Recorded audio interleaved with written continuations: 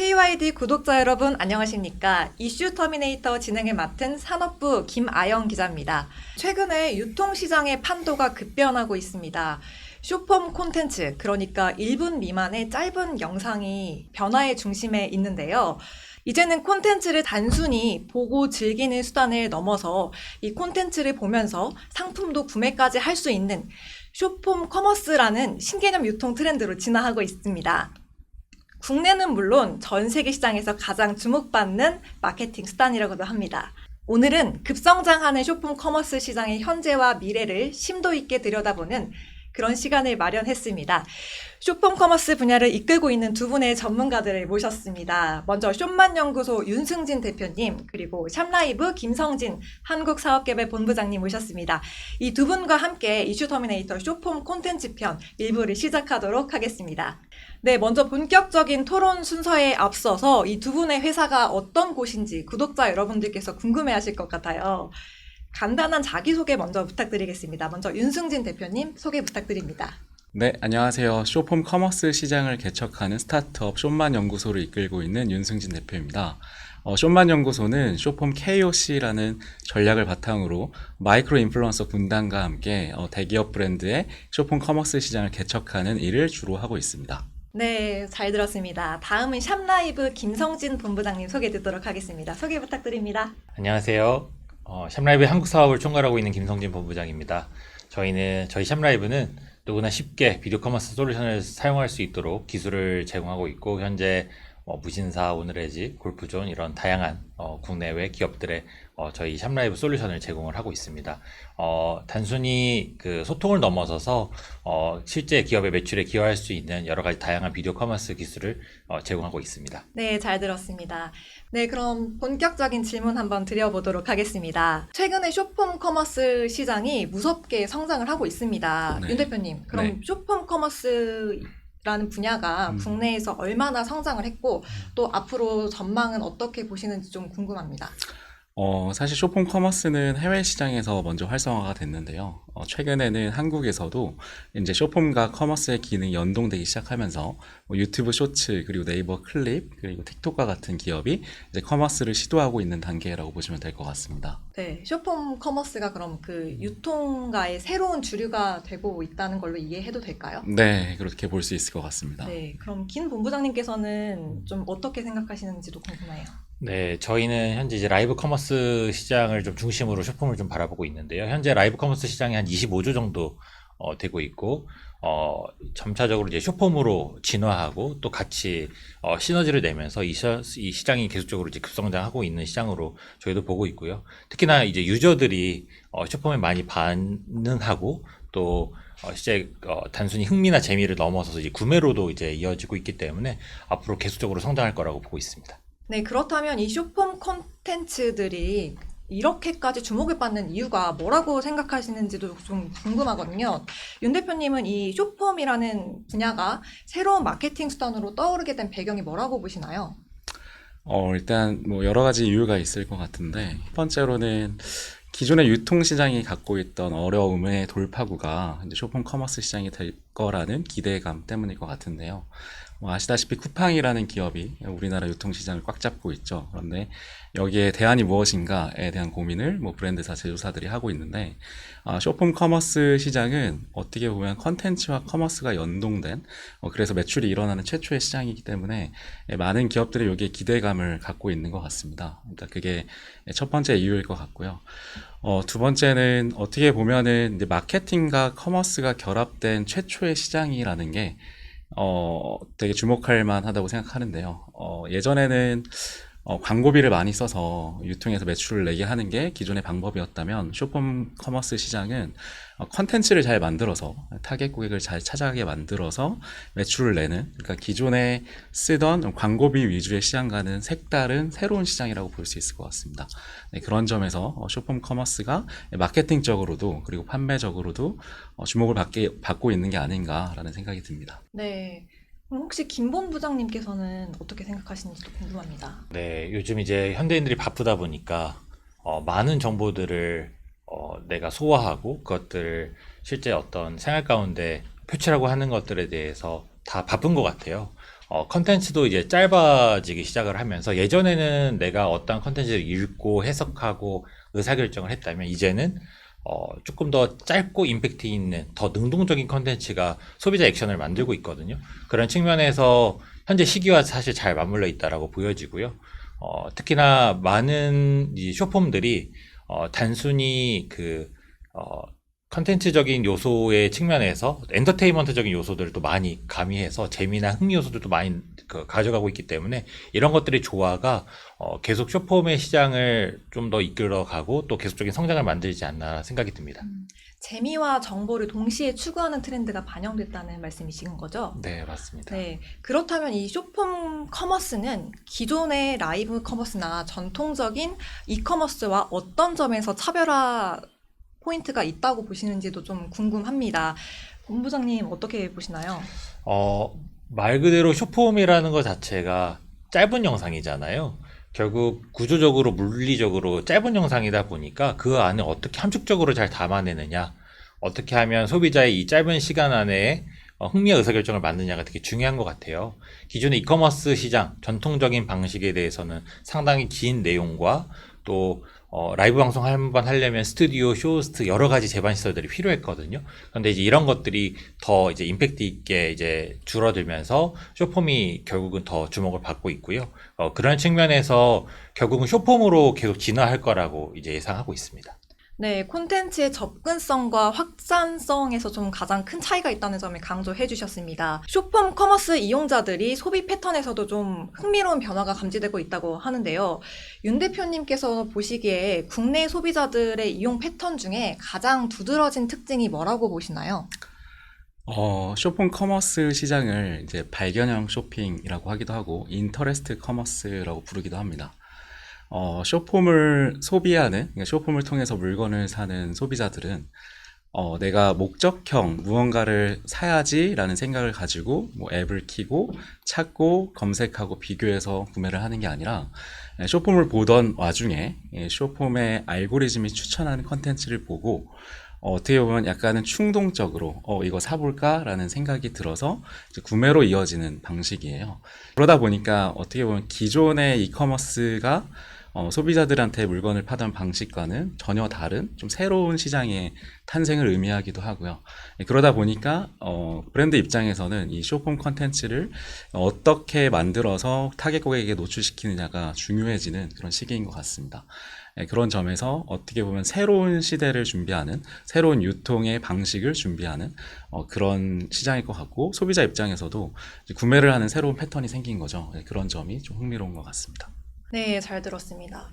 네, 제가 듣기로는 이 숏폼 콘텐츠들이 조회수는 좀 굉장히 높은데 실제로 커머스로 들어갔을 때 구매로 이어지는 비율은 좀 상대적으로 낮다는 이야기를 좀 들었거든요. 그럼 본부장님은 이 간극을 좀 줄이기 위해서는 어떤 전략이 필요하다고 보시는지 좀 궁금합니다. 네, 실제 현업에 계신 실무자분들이 많이 고민하는 지점이고 또 저희한테 많이 좀 문의를 주시는 부분이라서 저희도 사실 같이 고민하고 있고 답을 찾아가고 있는 중인데요. 몇 가지 조금 팁을 이제 드리자면 사실 이 짧은 영상 안에 유저의 신뢰도를 높이는 거, 의사결정을 만드는 것들에 있어서는 첫 번째로는 신뢰를 어떻게 줄 것인가 라는 측면이 있을 것 같아요. 그 측면 첫 번째로는 이제 리뷰나 후기를 활용하는 부분이 있겠죠. 그래서 기존에 이 상품을 경험해본 사람들의 후기가 어떠했는지를 좀 더 신뢰성 있게 전달하는 게 중요할 것 같고요. 두 번째로는 실제 이제 숏폼 같은 경우는 계속 이제 슬라이딩 하면서 보기 때문에 재밌어 하고 그냥 지나가 버리는 경우가 많거든요. 그런데 이 영상을 보고 소비자가 어떤 액션을 하도록 유도할 것인가, 예를 들어 이 링크를 저장했다가 이후에 구매할 수도 있고 또는 캡처를 해놓을 수도 있고요. 다양한 그 콜투 액션이라고 하는 그 액션을 어떻게 궁극적으로 유도할 것인가를 명확하게 이제 제안해 주는 게 좋다고 생각을 하고 있고요. 세 번째로는 이러한 이제 영상들을 타겟 유저한테 정확하게 전달해야 되기 때문에 그냥 아무한테나 이제 영상을 올려놓고 보라고 하는 게 아니라 우리가 있는 유저한테 어떻게 잘 전달할 것이냐, 그거에 대한 이제 개인화 타겟팅도 필요할 것이고 또는 기업들이 요즘은 SMS나 이제 카톡을 통해서 이 영상을 같이 담아서 또 CRM을 활용하고 있거든요. 이러한 다양한 이제 기술적인 접근들과 마케팅적인 방식들이 결국은 매출 전환에 기여할 거라고 보고 있고 많은 시도들을 하고 있습니다. 네, 잘 들었습니다. 이 쇼폼 커머스 플랫폼도 여러 가지가 있는 걸로 알고 있는데요. 이 글로벌 플랫폼과 국내 플랫폼들의 수익 구조나 트래픽 유입 방식, 이런 세세한 부분들이 좀 다르다고 들었습니다. 윤 대표님, 국내 셀러들이 글로벌 시장으로 진출을 하려면 좀 가장 먼저 고려해야 할 부분이 핵심적으로 어떤 것들이 있는지 좀 짚어주실 수 있으신가요? 일단 지금 한국의 뭐 K-뷰티, K-푸드의 사례가 글로벌 진출을 많이 하고 있는 상황인데 그 배경이 되는 건 어떻게 보면 글로벌 플랫폼이 있었기 때문에인 것 같습니다. 그 글로벌 플랫폼이 뭐 유튜브 혹은 틱톡 혹은 인스타그램을 활용해서 이제 쇼폼을 만들고 해외 타겟에게 노출시키는 게 주요할 것 같은데 아무래도 해외를 타겟팅 한다는 거는 다른 문화권의 사람들을 대상으로 쇼폼을 노출시켜야 되는 것 같아요.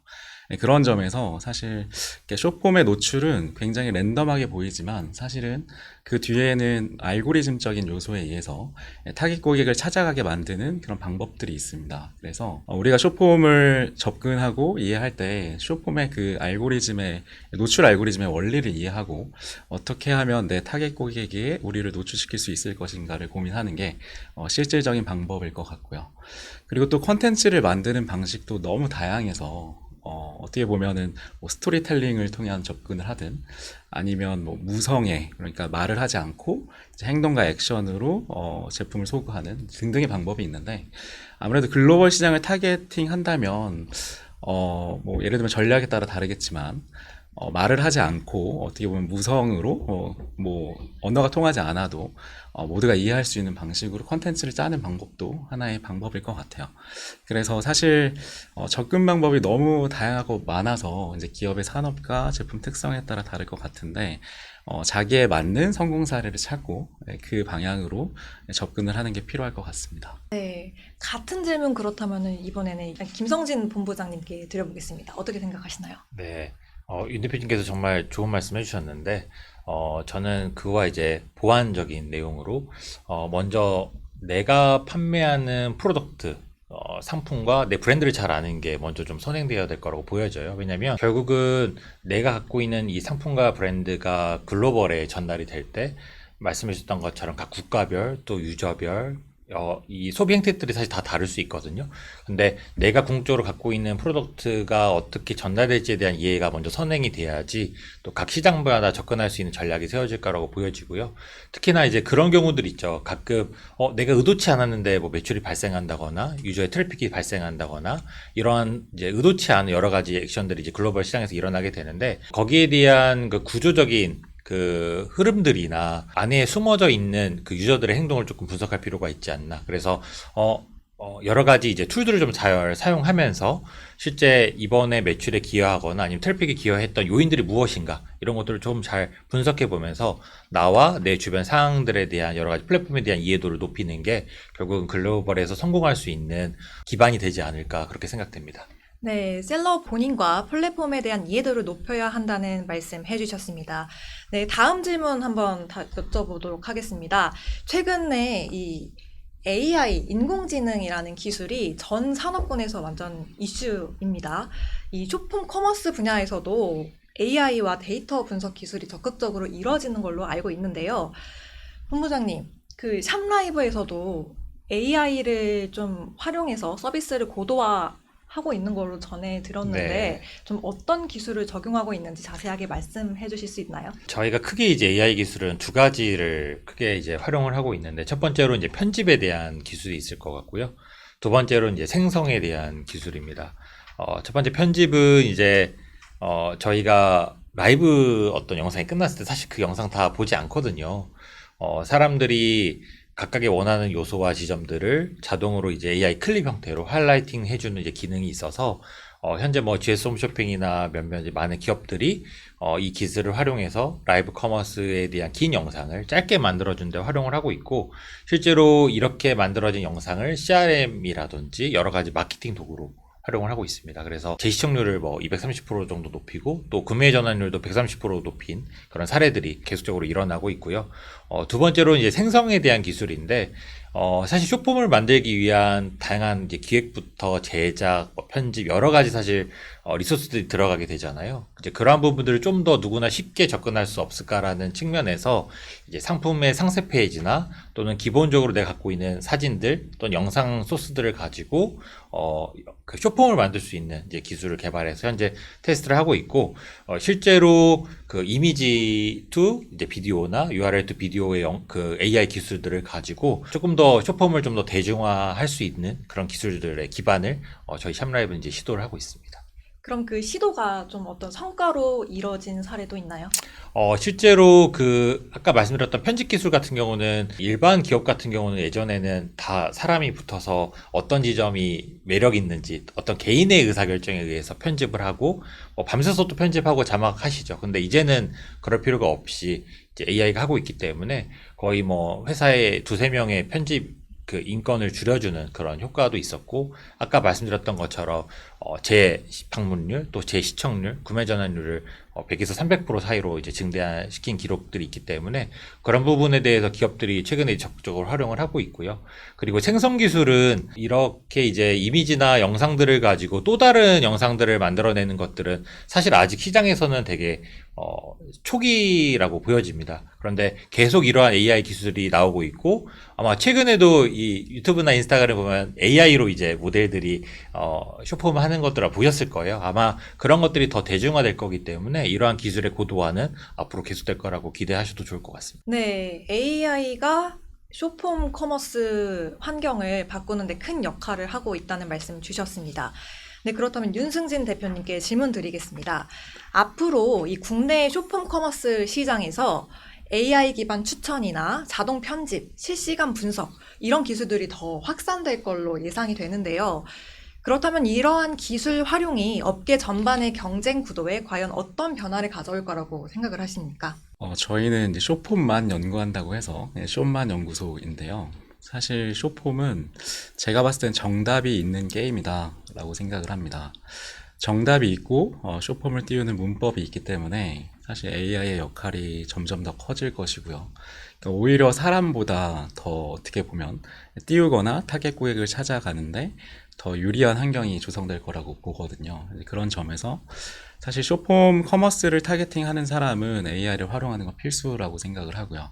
그리고 그 경쟁은 더 치열해질 텐데 그 가운데서 어떻게 차별화를 이루냐가 되게 관건일 것 같아요. 그러니까 AI가 물론 지금은 글도 정말 사람이 쓴 것처럼 거의 완벽하게 만들어내기도 하지만 점점 그렇게 AI를 써서 컨텐츠를 만드는 사람들이 많아질 거기 때문에 그 가운데서 우리의 차별화를 만들기 위해서는 오히려 반대로 이제 사람의 뭔가 온정이라든가 사람의 재미, 약간 사람의 크리에이티브함을 더 잘 드러낼 수 있어야 그 수많은 AI 컨텐츠 가운데 좀 차별화를 이룰 수 있지 않을까라고 생각을 하는 편이에요. 그래서 그런 점에서 AI에 대한 어떻게 보면 활용과 공부는 필수지만 그 가운데 AI와 차별화된 이제 사람의 컨텐츠를 만들어내는데 집중을 하고 고민을 해야 된다라고 생각합니다. 네, AI의 활용은 피할 수 없지만 경쟁력을 갖추려면은 셀러 개인의 크리에이티브한 면모가 중요하다는 말씀을 해주셨습니다. 그럼 다음 질문으로 한번 넘어가 보도록 하겠습니다. 이번 질문은 두 분께 동시에 드리도록 하겠습니다. 현재 쇼폼 커머스 시장이 유튜브, 이런 틱톡, 해외 플랫폼들 중심으로 점유율이 좀 높은 상황입니다. 국내 쇼폼 커머스 산업의 경쟁력을 높이기 위한 방안을 좀 고민을 해야 될 것 같은데요. 업계 차원에서 좀 가장 시급하게 해결해야 할 문제점이 뭐가 있을지 한 분씩 짚어주시겠습니까? 먼저 대표님부터. 글로벌 플랫폼인 유튜브, 그리고 릴스, 틱톡이 일단 이 쇼폼 커머스라는 시장을 만들기 위해서 자본적으로든 기술적으로든 많은 투자를 하고 있는 상황이 맞는데 이거를 방어하기 위해서 사실 네이버, 카카오 같은 기업들도 쇼폼 커머스 시장의 구도를 만들고 이렇게 또 투자를 하고 있거든요. 그런데 제가 업계 차원에서 봤을 때 이 시장이 형성되기 위해서는 사실 크리에이터와 브랜드의 상생 구조를 만드는 게 좀 핵심이지 않을까라고 생각을 합니다. 어떻게 보면 브랜드 입장에서는 이제 크리에이터를 믿고 물건을 판매하는 거고, 이제 크리에이터 입장에서도 좋은 물건을 소비자에게 판매하기 위해 좋은 브랜드가 필요한데, 기존에는 시장에서 이게 어떻게 보면 정보가 서로 가려져 있는 레몬 시장이다 보니까 뭐랄까, 브랜드 입장에서 내가 믿고 맡겼는데 당했다, 약간 이런 말도 있었고, 서로 정보가 투명하게 공개되지 않는 그런 아쉬움 때문에 많은 기대를 가지고 브랜드가 시도를 했지만 뭐 실패하는 사례들이 많이 있었거든요. 이런 점에서 이제 업계 차원에서 본다면 서로 뭐랄까, 크리에이터와 브랜드, 그리고 플랫폼의 역할로서는 그 크리에이터와 브랜드가 좀 상생할 수 있는 구조가 될 수 있도록 그 생태계를 마련하는 게 핵심이지 않을까라고 생각이 듭니다. 네. 그 생태계는 어떻게 마련해야 될까요? 사실 뭐 데이터를 공개하는 방식으로 마련될 수 있을 것 같은데, 예를 들면 중국의 사례를 보면, 중국이 이제 틱톡을 중심으로 쇼핑 커머스 시장을 연 최초의 국가인데, 이제 틱톡이라는 기업의 그 어떻게 보면 브랜드와 크리에이터를 연결시켜주는 플랫폼을 자세히 들여다보면요, 실제로 판매량, 그리고 그 크리에이터의 영향력을 다 이제 확인할 수가 있습니다. 브랜드 입장에서는. 그래서 실제로 이분이 어떤 제품을 팔았는데 얼마나 팔렸다, 이 정확한 데이터가 있기 때문에 이제 브랜드 입장에서도 과감하게 크리에이터에게 투자할 수 있는 거고, 그런 정보의 투명성이 생태계를 어떻게 보면 좋은 방향으로 이끌고 있거든요. 그런데 아직 우리나라는 그런 뒷단에서 브랜드와 크리에이터를 연결시켜주는 그런 생태계가 만들어지고 있는, 그러니까 베타 테스트를 하고 있는 상황이거든요. 그래서 지금 이런 플랫폼들의 이런 정책이 그렇게 투명한 방향으로 이루어질 수 있도록 만드는 게 업계의 전체적인 발전을 위해서 필수적이지 않을까라고 생각됩니다. 네, 말씀 잘 들었습니다. 그러면 이 문제에 대해서 본부장님께서는 어떤 점이 과제라고 생각이 되시는지 좀 궁금합니다. 네. 사실 대표님께서 앞서 되게 좋은 말씀들 주셨고, 저도 되게 공감하는 부분이라서, 그런 부분에 대한 업계에 대한 투명성과 방향성은 계속적으로 가져가야 될 것 같고요. 저는 아직도 숏폼에 대한 그 생태계에 뛰어든 기업들이 많지 않다라고 생각을 하거든요. 저희가 많은 기업들 만나보고 또 숏폼을 광고나 여러 가지 소재로 활용하고 있지만, 아직까지도 그 부분에 대해서 뭔가 투자한다거나 아니면 제작을 하는 거에 대한 두려움이 있거나 그거에 대한 KPI에 대한 정의 자체에 대한 어려움을 느끼는 기업들이 꽤 많이 있습니다. 시장에서 계속적으로 기업의 좀 도전들이 되어야 되고, 그리고 이러한 시도들이 계속 되어야지만이 숏폼 안에서의 시장이 점점 커질 것이고요. 저는 이 글로벌의 그 숏폼 트렌드를 만들었던 이 플랫폼에 사실 올라타는 게 지금 되게 적기라고 생각이 들거든요. 국내에서도 사실 이런 다양한 시도들이 있고, 또 앞으로 이러한 또 숏폼과 관련한 플랫폼에 대한 스타트업들이 또 많이 나올 거기 때문에 정부 입장에서도 여기에 대한 관심과 또 투자가 필요할 거라고 보여지고 있고요. 결국에는 기업들의 적극적인 참여, 또 숏폼에 대한 관심과 또 투자가 앞으로 이 시장을 더 건강하고 또 활성화된 시장으로 만들 거라고 생각이 됩니다. 네, 잘 들었습니다. 기업과 산업이 성장을 하려면은 좀 제도적 기반이 가장 중요하다고 저는 생각을 하는 편인데요. 윤 대표님, 정책적, 제도적 지원 측면에서 좀 이런 부분이 보완됐으면 좋겠다 하는 부분이 있으신가요? 뭐 정책적, 제도적 측면이라고 하면 크리에이터 이코노미와 관련해서 크리에이터들이 자유롭게 수익을 낼 수 있는 구조를 만드는, 그게 좀 핵심일 거라고 보는데요. 예를 들면 최근에 이게 쇼폼 커머스는 사실 크리에이터 이코노미를 가속화시킵니다. 그래서 한 사람의 크리에이터가 낼 수 있는 매출의 단위를 심지어 조 단위까지 올릴 수 있는 좀 그런 시장인데, 기존의 방식은 뭐 예를 들면 나만의 샵을 열 때 뭐 통신 사업자를 낸다거나 사업자 등록증이 필요한다거나 이런 부분이 있습니다, 제도적으로. 그래서 약간 그런 부분에 대한 좀 유연한 대처나 변화가 필요하지 않을까. 그러니까 크리에이터가 사업자를 내지 않아도 뭔가 수익을 낼 수 있는 구조의 세팅을 제도적으로 좀 보완할 필요가 있고, 이제는 크리에이터가 하나의 기업이 되는 시대거든요. 근데 어떻게 보면 기업이 되는 과정에서 그런 제도적인 보완점이 마련된다면 우리나라의 크리에이터 생태계를 더 활성화시키고 또 글로벌 진출까지 할 수 있는 많은 크리에이터들이 나타나지 않을까, 그런 기대를 해봅니다. 크리에이터들이 이 산업에 진입할 수 있는 장벽을 좀 낮춰달라는 이야기이신 거죠? 네, 맞습니다. 네, 알겠습니다. 잘 들었습니다. 네, 이제 마지막 질문을 드려보겠습니다. 본부장님, 향후 3년에서 5년 내에 이 숏폼 커머스 시장이 어떤 방향으로 진화할 거라고 생각하시나요? 제가 미래를 좀 예측해 보자면 지금 이제 AI 활용이 점점 가속화되고 있고 많은 기업들이 시도하고 있기 때문에 앞으로 AI에 대한 숏폼 기술력과 또 활용이 점점 극대화될 것이다 라고 보여져서 여기에 대한 다양한 또 생태계가 만들어질 거고 다양한 기술들을 결합한 숏폼이 제작이 될 거다라고 좀 보여지고요. 두 번째로는 결국 이렇게 만들어진 숏폼이 어떻게 더 개인화돼서 소비자에게 잘 전달되는가에 대한 시장도 역시나 같이 성장할 거라고 보여집니다. 특히나 이게 이제 커머스라고 하는 시장이 이제 엔터테인먼트와 사실 결합하면서 지금 그 경기가 되게 모호해지고 있고 숏폼을 재밌게 소비하면서 거기에 대한 상품이나 브랜드에 대한 인지도도 이제 빠르게 확장하면서 그 장벽을 점점 낮추고 있거든요.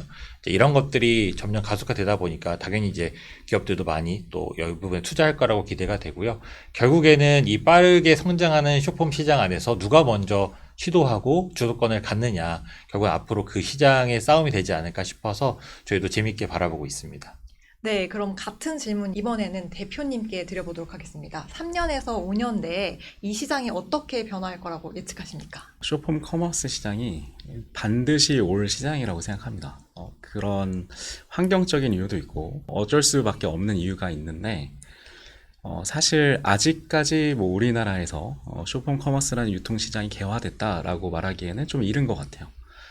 그래서 제 생각에는 어차피 올 시장이라면 먼저 들어가서 준비하고 그 과실을 먼저 얻는 게 기업 입장에서 유리하지 않나라고 생각을 하는데 숏폼은 사실 잘 이해하고 공부하고 접근하는 게 필요합니다. 많은 분들이 뭐 예를 들면 숏폼 컨텐츠 하나가 터진다고 바로 매출로 이루어질 것을 기대하거나 혹은 100만 뷰가 나온다고 해서 갑자기 매출이 뭐 억 단위로 나올 거라고 기대를 하는데 사실 그러한 오해가 생기는 이유는 숏폼에 대한 이해가 좀 부족하기 때문인 것 같아요. 그래서 이제 무엇보다 이제 숏폼에 대한 공부 그리고 숏폼 생태계에 대한 이해를 바탕으로 다가올 반드시 열릴 그 시장의 주인공이 되기 위해 준비를 하는 게 필요하지 않나라고 생각이 들면서 네, 그 숏폼 공부를 위해 숏만 연구소를 찾아주시면 좋을 것 같습니다. 네, 잘 들었습니다. 오늘 이 전문가 두 분을 모시고 미래의 전망까지 들어볼 수 있어서 정말 유익한 시간이었습니다. 네, 오늘은 이 숏폼 커머스 시장의 현주소와 미래 전망에 대해서 깊이 있는 이야기를 한번 나눠봤습니다. 오늘 이 자리를 빛내주신 두 분께 다시 한번 감사 인사드리고요. 저는 지금까지 진행을 맡은 산업부 김아영 기자였습니다. 고맙습니다.